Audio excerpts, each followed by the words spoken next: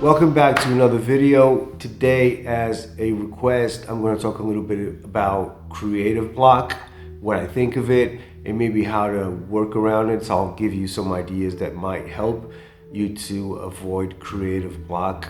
Just stick to the formula. I think this is a good one and it works for me when I really want to make a beat and I'm just not being creative or whatever it is that nothing's working. I just stick to the formula. And if you don't have a formula, if you don't have a given process, this is another tip.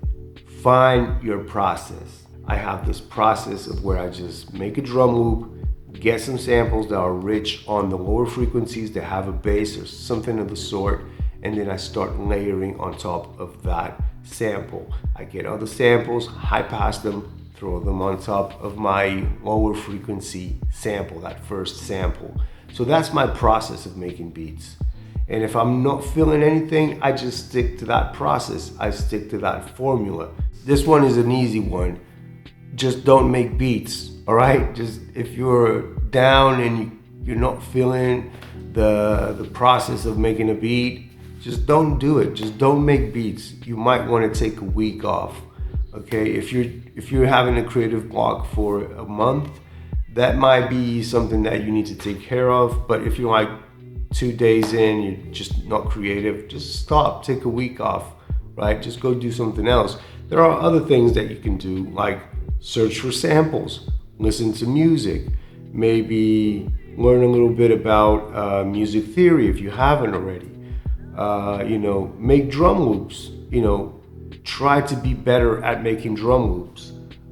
Sound design a little bit. Why not? Have some fun with sound design. There are all these different things that you can do that then will help you in the future when you come back to making beats again. What I do many times is just chop a bunch of samples. I take days where I just listen to music and find samples. There are other days where I just chop samples.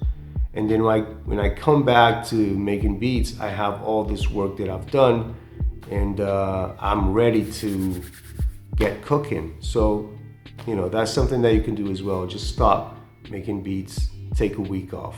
You probably see me do this 100 times and I do it quite often.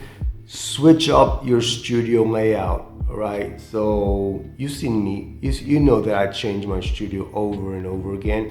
Mostly I get bored of having a studio set up one way. And I've been doing this ever since I started making music. I just get bored being in the same place, looking at the same thing over and over again. And I just switch it up. I have my sampler here. Today I'm gonna turn it to the window and I'll make a beat looking at the window. Sometimes I go somewhere in the studio. Sometimes I just change the whole studio, right? That's a bit crazy, it's a bit intense. You don't have to change the whole studio, of course, but you could just switch up things in the studio a little bit. You can change the place of your sampler to another place in the room, and that could help you just to see things in a different way. Next thing that can help as well, and this might cost you a bit of money, but if you don't have, maybe you should get another sampler. So if you're only working with one sampler, that can be sometimes a bit boring. And having two samplers with different workflows, I'm not saying having two MPCs because it's exactly the same thing. I'm saying like having an Electron product and an MPC. Two different samplers can work because sometimes you're just actually bored of doing the same thing on an MPC, and having another sampler with a different workflow could potentially bring out new things, right? That's another way of escaping the creative block and just lack of inspiration altogether. Load up these old beats, learn from them. That's a great way to get good at your formula, at your process. Try to understand what you did wrong. Next time you know how to do it right. So go to your old beats that you did long time ago and just learn from it. And just try to remix it. Try to improve on it. Okay, so that's another thing that you can do. I think if you're lacking creativity, I think one of the cool things is to find a goal, right? Like making a video for Instagram, YouTube, whatever. You have to make a video with a beat. So set up a goal, make a beat tape, make an EP. Just set up a goal. You want to do a performance, play with some friends.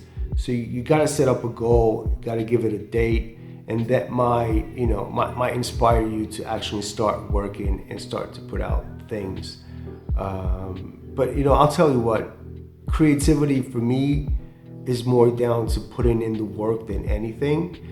And probably, I think if you're thinking that you're not being creative, is because the work that you're putting in is not really in the right place. You're not doing the right thing in that moment. You're just pushing yourself to do things one way. But there are many ways, as I told you in this video, other ways that you can work to make beats, by separating tasks, by just chopping samples, making drum loops, or just listening to music. All of this is part of beat making. Just because you sit in front of your sampler and you're gonna chop something, make a drum loop, you're thinking that that's making the beat, but everything around just listening to samples is making a beat. A great part of creativity comes from sample selection and not the actual act of making a beat, because the act of making a beat, that's just a formula that you follow over and over again. The real creativity comes from choosing the sample, which samples you're picking, and which snares and kicks and all of that. So all the work that you do around the act of beat making is also, and I would say, the big part of beat making. That's where the creativity is when you're deciding what samples or not to use. So that's my idea, is all, maybe look at, maybe stop doing that act of beat making, just do other things, or start your process in a different way. Learn a process that works for you. So all these ideas should help you. I don't know, but hey, that was requested by you, and I'm just sharing my thoughts on creative block. Okay, hopefully this all made sense. So thank you for watching once again, and I'm out. Peace.